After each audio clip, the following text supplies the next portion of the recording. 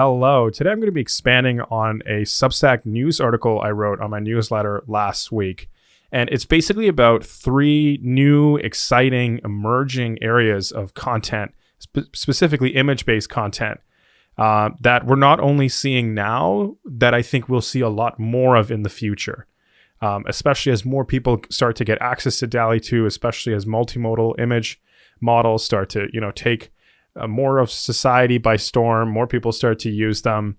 I've summarized the three areas in this very meme-like image. I'm using the analogy almost of an iceberg. And so in this video, I'm just going to expand on all three of these areas, what I mean and what it could mean for the future of content, social media, perhaps even society at large. So let's get started. So at the top of the iceberg is distasteful stuff. I think in the community, like research, user base, just sort of how we think about it, I think the most obvious thing is because of these multimodal image models, we will start to see some distasteful kinds of content. Now, I think the mistake we've made up to this point is we've just assumed that distasteful means offensive. It could mean disturbing or horrific, right? I'm not really using it in that context here. When I say distasteful, I just mean in the sense you might see something and not like it. Like it doesn't suit your taste, like almost like a couch or like a painting. Not everything is for everyone. You might like something that somebody else hates. And so at the top of the iceberg, I think the most obvious kind of content you'll see generally may just be content you don't necessarily like.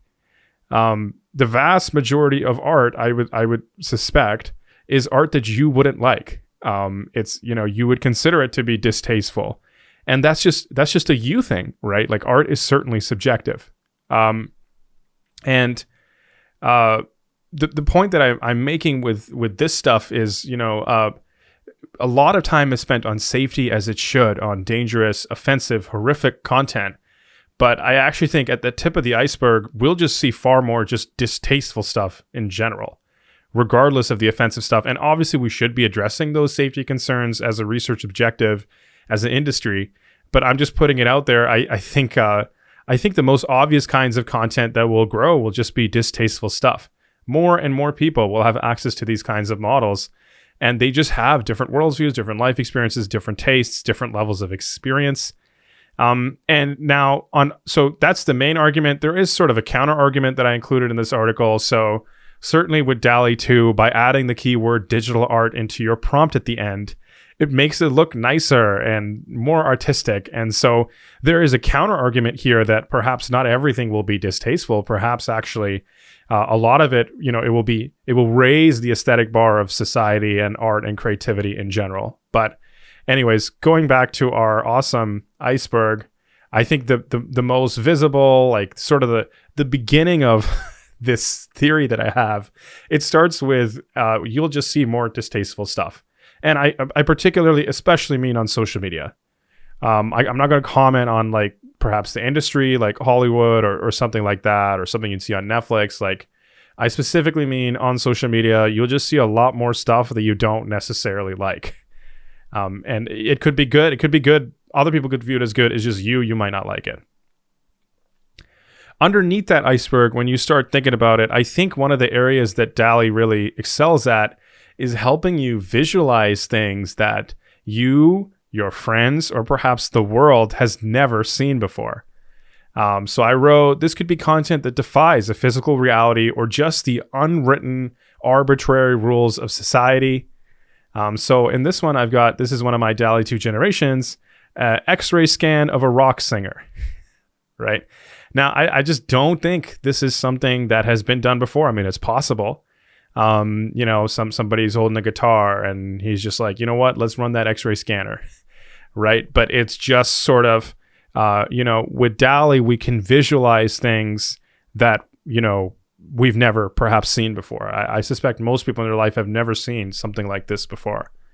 I have another example. This is sort of a cat lecturing you on the complicated dynamics of the venture capital world. And the cat clearly looks frustrated explaining it to you because you just don't get it, right? So definitely, if you follow me on Twitter at bakztfuture, I spend a lot of time actually visualizing, almost trying to personify animals, and sort of put them in these very human-like situations. And part of the reason I do that personally as a DALL-E 2 user, perhaps you could say as an artist, I just find it, I'm very curious and I find it fascinating. And I do find it does make you laugh a little bit, or it takes the edge off the situation. If this was just a human looking frustrated, you'd feel completely differently. But because it's a cat, it still gets the message across and you sort of laugh about it. It's more funny to think about. And I guarantee you've never seen a cat lecturing somebody on venture capital economics. This is another piece I have, photo of Stonehenge with a McDonald's drive-through. Maybe there is some artistic statement here about just mass corporatism and stuff like that. And then, of course I have this one, photo of a confused grizzly bear in calculus. This was one of my more viral, DALL-E 2 generations. A robot doing the human, Godzilla in the city of Toronto. So we started with distasteful stuff, but I think if you really start thinking about it, you really start exploring where this world could go. The second area I think is just like stuff we've just never seen before, stuff that may not even be possible in the physical or socially constructed reality that we're in. And I think this second layer in this iceberg, it just deals with satisfying our human curiosity in some way. I think we are curious. Humans do seek novelty. And I think we also crave experiences in life, right? So now that you've seen this very visual idea of this cat lecturing you on VC economics, or, this grizzly bear, very confused, freaking out in calculus, you now have sort of collected that as a part of your life experiences, even though it's not a real experience. It's simulated, is artificially created with AI. Perhaps it is fooling your visual cortex. Perhaps it is fooling like your brain.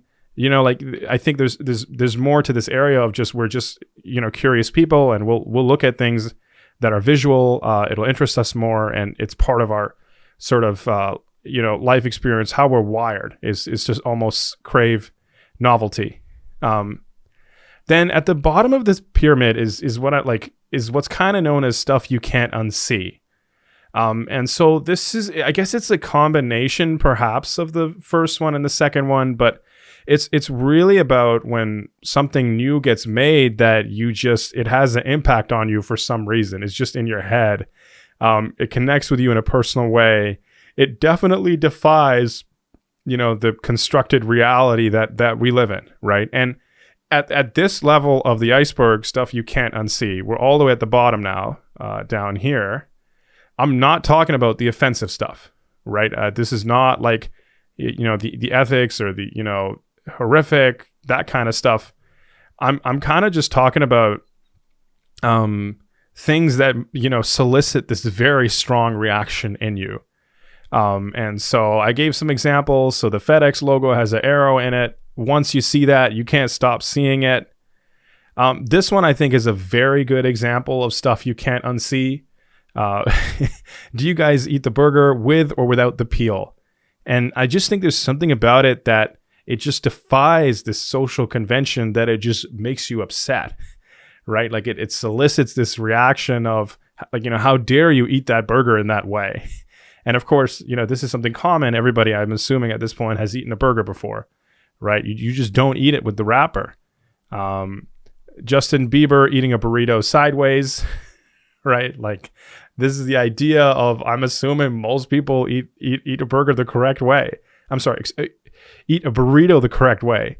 And so, people just freak out. Like, how could you defy this rule?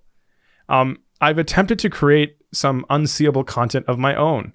Again, unseeable content is not necessarily meant to, explicitly offend people, right? It's not meant to, be necessarily a bad thing. So I try to make Iron Man sushi. Let's take a quick look.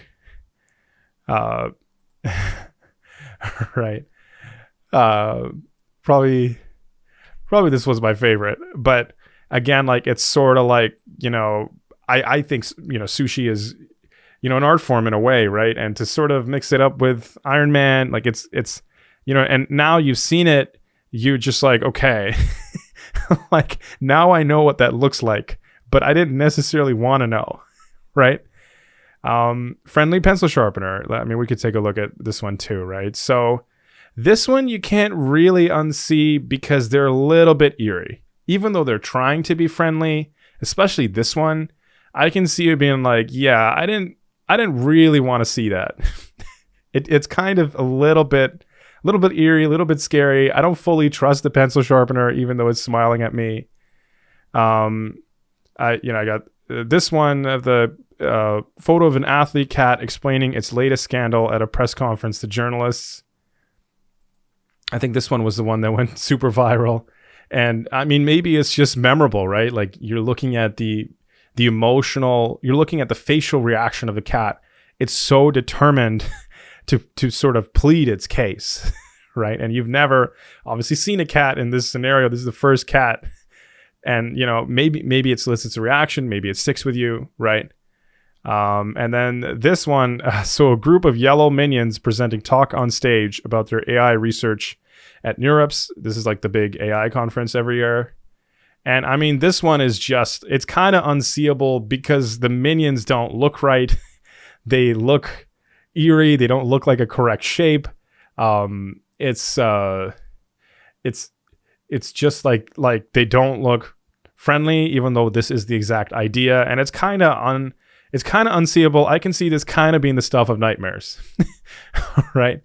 And so going back to this idea of unseeable content, I think what's unique about it is it will just show up in our feeds. Like we'll be on Twitter or Instagram or TikTok or whatever you're on, and like you'll just kind of see it, right? It will just take, a handful of people sort of rewriting the rules of society and convention, and sort of like that burger example that I showed earlier, just sort of breaking a rule.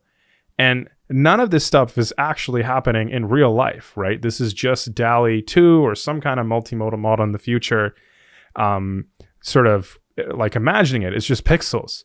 But I think it certainly will fool us in a way that it just looks so real. It feels so real.